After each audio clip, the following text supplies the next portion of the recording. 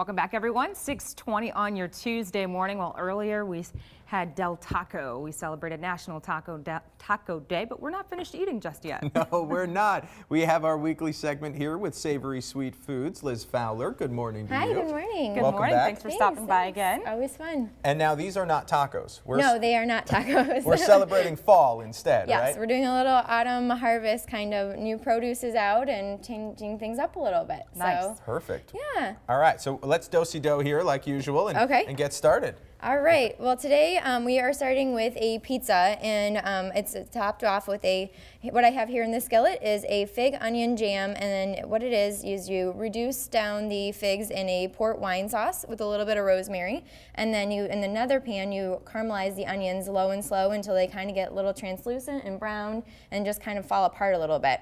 The dough itself, I typically like to make my dough from scratch. I add a little bit of cornmeal, kind of adds a little bit of chewy texture to it. Otherwise, if you want to make it simple, you can go buy that pre-made pizza dough. It works just fine as well.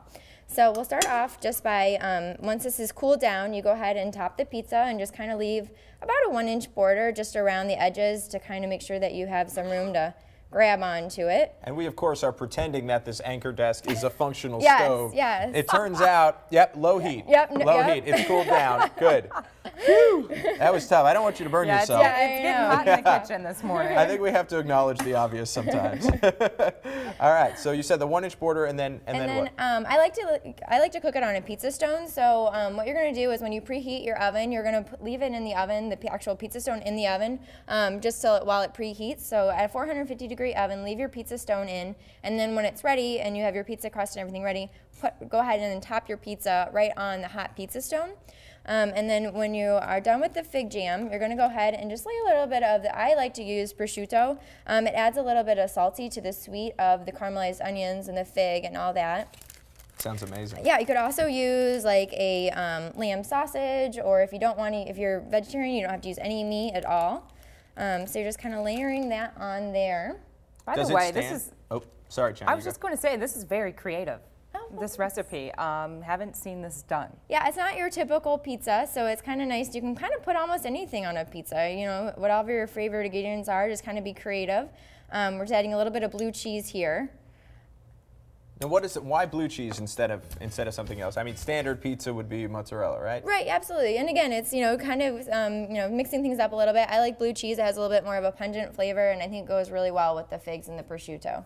Gotcha. So once that's all topped off, you go ahead and put it in the oven, and then voila! Voila! Look at that. I love that. Magic of television. Where did we put that oven anyway? It's right under here. Yeah. There we go. Perfect. And then I like to top it with a little bit of fresh arugula. And I first kind of dress it just a little bit with a really good olive oil.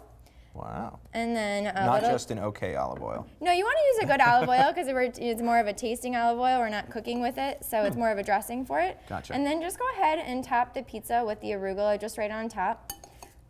And then. And we don't have trick cameras, by the way. This looks delicious in person. It looks like it could be on the cover of a food magazine. Oh, well.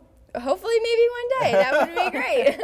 And you're not on the magazines just yet, but you are not only at the Perrysburg Farmers Market for the rest of the season, but you have a new location as well that you're going to be featured in. Yep. I'm at the right now. I'm at the Perrysburg Walt Churchill's Market. I'm there every Saturday. We have a tailgating theme going on right now, so we're calling it a gourmet tailgate, and coming up with different recipes that are tailgate friendly, but you also have my savory sweet twist to them. So every Saturday you can see me there from about noon till 4 o'clock. And then also when I'm not there, it will be back in all the different food items will be back in the deli case. Perfect. And so that's Churchill's in Perrysburg, Churchill's right? in Perrysburg, okay. Yep. And now you've been kind enough for the last couple of weeks, and you'll continue. The recipes that you see on air here, and we're going to review this one really quickly in a second, are found on northwestohio.com/blogs. We posted them. Normally, though, you make all this gourmet food for us, and we just take it home and heat it. Yeah. So I mean, you have these recipes here, but they are super special secret ones that you want to try that Liz will make for for you. So it's really worth checking out Churchill's or the Farmers Market to go. We're getting the wrap, so if you would. Okay, yep.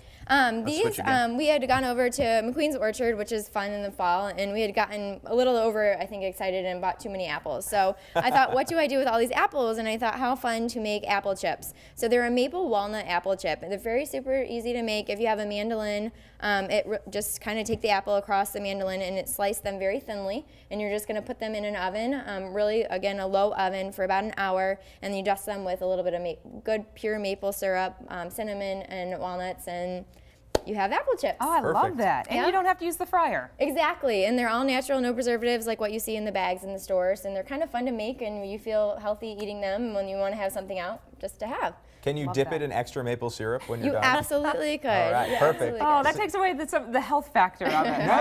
No. It enhances the flavor. You have to That's look at true. it that way. That's All right. Liz, thank you so much Thank again. you so much for having me again. We'll see you next week. And again, northwestohio.com/blogs. These recipes and the ones featured last week are all on there. Check it out. In the meantime, it is 6:25. We'll be back in a little bit. We celebrate National Vodka Day. No, the food and drink is not over. You should stick around for that. I may do that. We'll be right back. Stay with us. Thanks.